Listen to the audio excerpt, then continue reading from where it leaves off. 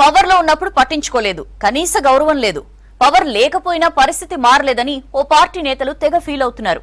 కనీసం ముఖ్య నేతల్ని కలిసే అవకాశం కూడా ఇవ్వట్లేదని గుస్సా అవుతున్నారు. కష్టకాలంలోనూ పార్టీకి సపోర్ట్ గా ఉంటున్నా విలువ లేకుంటే ఏం చేస్తామని అనుకుంటున్నారట ఆ నేతలు.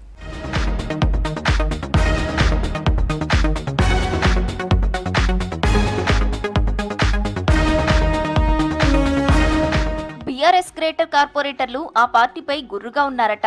చాలా రోజుల తర్వాత ఫామ్ హౌస్ నుంచి బయటకొచ్చిన పెద్దాయన్ని కలుద్దామని భవన్ కి వెళ్తే పర్మిషన్ లేదని గేటు దగ్గరే ఆపారని ఫీల్ అవుతున్నారట కార్పొరేటర్లు. పెద్ద సార్తో ఫోటో తీసుకొని వెళ్తామని చెప్పినా వినకుండా వెళ్లిపోవాలని మొహం పైనే చెప్పేశారట.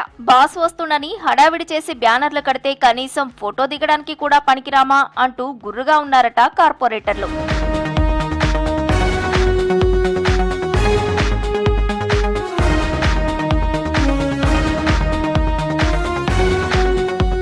స్టాండింగ్ కమిటీ ఎన్నికల్లోనూ పార్టీ సపోర్టు లేదని చెప్తున్నారు బీఆర్ఎస్ కార్పొరేటర్లు. స్టాండింగ్ కమిటీలో లేకుంటే తమ డివిజన్లకు నిధులు కష్టమవుతుందని ఎలాగైనా పోటీ చేయాలని చూశారు. ఇద్దరు గులాబీ కార్పొరేటర్లు నామినేషన్ వేశారు. బీజేపీ కార్పొరేటర్లు ఓట్లేస్తారని కూడా చెప్పారు. కానీ 2 రోజులకే సీన్ రివర్స్ అయింది. స్టాండింగ్ కమిటీ ఎన్నికల్లో పోటీ చేయడం లేదని, నామినేషన్లు వెనక్కి తీసుకోవాలని హైకమాండ్ ఆర్డర్ అంటూ జిల్లా ఇన్ఛార్జి మాజీ మంత్రి తలసాని చావు కబురు చల్లగా చెప్పడంతో అంతా షాక్ అయ్యారట గులాబీ కార్పొరేటర్లు.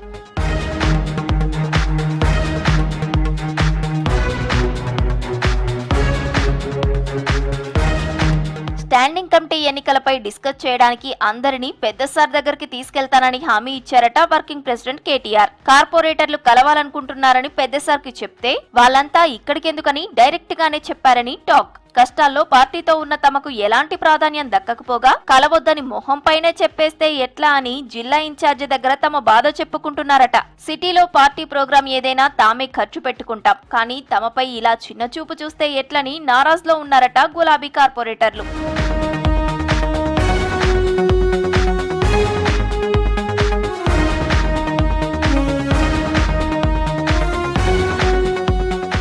ఏడాది చివర్లో బల్దియా ఎన్నికలు ఉన్నాయి. ఓవైపు పార్టీ నుంచి అనుకున్నంత సపోర్టు దొరకడం లేదు, మరోవైపు ప్రతిపక్షంలో ఉండటంతో నిధుల పరేషాన్ పట్టుకుంది. ఇదే టైంలో బీఆర్ఎస్ కార్పొరేటర్లను పార్టీలోకి లాగే ప్లాన్ చేస్తోందట కాంగ్రెస్. మీరు పార్టీలోకి వస్తే మీ హస్తవాసి మెరుగవుతుందని భరోసా ఇస్తున్నారట. వచ్చే గ్రేటర్ ఎన్నికల్లో గెలుపు ఈజీ అవుతుందని చెప్తున్నారట హస్త నేతలు. అటు కష్టాలు ఇటు ఆఫర్లు ఏం చేయాలనే ఆలోచనలో పడ్డారట బీఆర్ఎస్ కార్పొరేటర్లు.